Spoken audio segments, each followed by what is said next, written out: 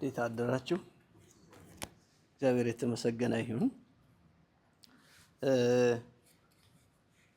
መጽሐፈ መክብብ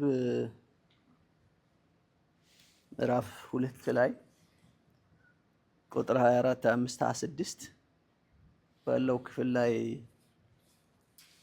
ያለውን ሐሳብ ሼር ላረግ ነው። ግን ክፍሉን በሙሉ ካያችሁ ኮምፔር ያደርጋል ሁለት ነገርን፣ ማግኛትና ማጣት፣ መደሰትና ማዘን። በቃ እንደዛ ኮምፔር ያደርጋቸዋል። ለሁሉም ጊዜ ያለው ይላል። ደግሞም ከንቱ ነው ይላል። የዚህ ዓለም ነገር በሙሉ ማግኛትም ከንቱ ነው፣ ማጣትም ከንቱ ነው፣ ለሁሉም ጊዜ ያለው ይላል። ግን ሐሳቡን የሚጠቀልለው የዚህን ምዕራፍ ሐሳብ የሚጠቀልለው እዚህ አካባቢ ነው። እሱን አነባለሁ። ምንድነው የሚለው? ለሰው ከሚበላና ከሚጠጣ በድካሙም ደስ ከሚለው በቀር የሚሻለው ነገር የለም። ይህም ደግሞ ከእግዚአብሔር እጅ እንደተሰጣ አየሁ። ይህ ራሱ ከእግዚአብሔር እጅ እንደተሰጣ አየሁ። ያለ እርሱ ፈቃድ የበላ ደስ ብሎትም ተድላን የቀመሰ ማን ነው? እርሱም ደስ ለሚያሰኘው ሰው ጥበብንና ዕውቀትን ደስታንም ይሰጠዋል።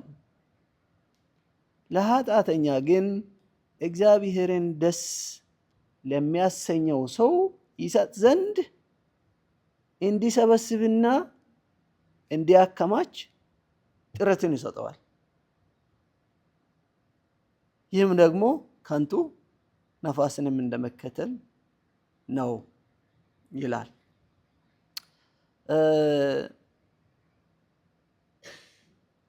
ያለ እርሱ ፈቃድ የበላ ደስ ብሎትም ተድላን የቀመሰ ማን ነው?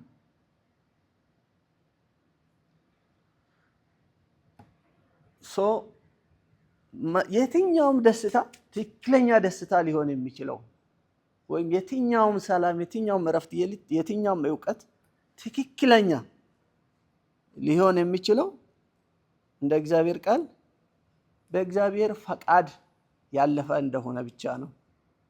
ፈቃዱ የእግዚአብሔር ከሆነ ነው።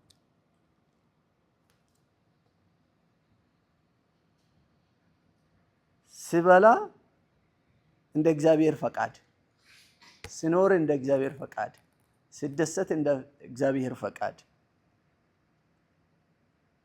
በሚያልፈው ነገር ሁሉ እንደ እግዚአብሔር ፈቃድ ያለፈ ሰው እግዚአብሔርን ደስ ያሰኘዋል ይላል።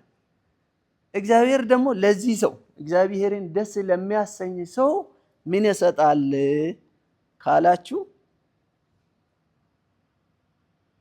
ጥበብንና ዕውቀትን ደስታንም ይሰጠዋል። እግዚአብሔርን ደስ ለሚያሰኝ ሰው እግዚአብሔር ጥበብን ይሰጠዋል፣ ዕውቀትን ይሰጠዋል፣ ደስታን ይሰጠዋል። አሁን ይህን ደስታ መገመት የሚቻል አይመስልም። እግዚአብሔር የሚሰጥ ደስታ፣ እግዚአብሔር የሚሰጥ ዕውቀት፣ የዓለምን ዕውቀት በሙሉ የሚሰራ የሚያስተካክል የሆነ የሚያስተባይ ሳይሆን ዓለም ላይ ባሉ ዕውቀቶች ውስጥ የተንኮል ዕውቀት አለ፣ የጥፋት ዕውቀት አለ፣ ወዘታ ወዘታ።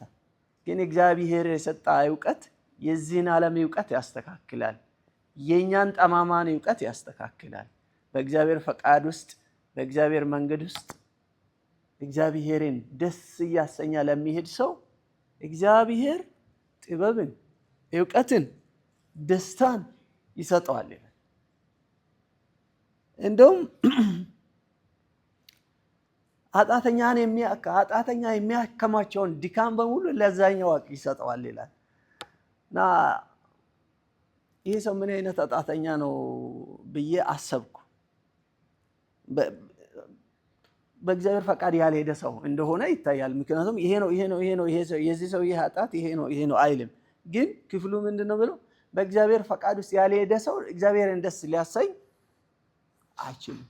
እንደ እግዚአብሔር ፈቃድ ያልበላ፣ እንደ እግዚአብሔር ፈቃድ ያልኖረ፣ እንደ እግዚአብሔር ፈቃድ ያልሄደ እግዚአብሔርን ደስ ሊያሰኘው አይችልም። ይሰራል፣ ይለፋል፣ ለጻድቁ ወስዶ ይሰጣል ነው ሐሳቡ።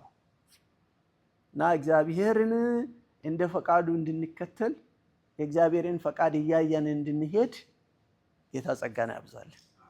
ተባረክ።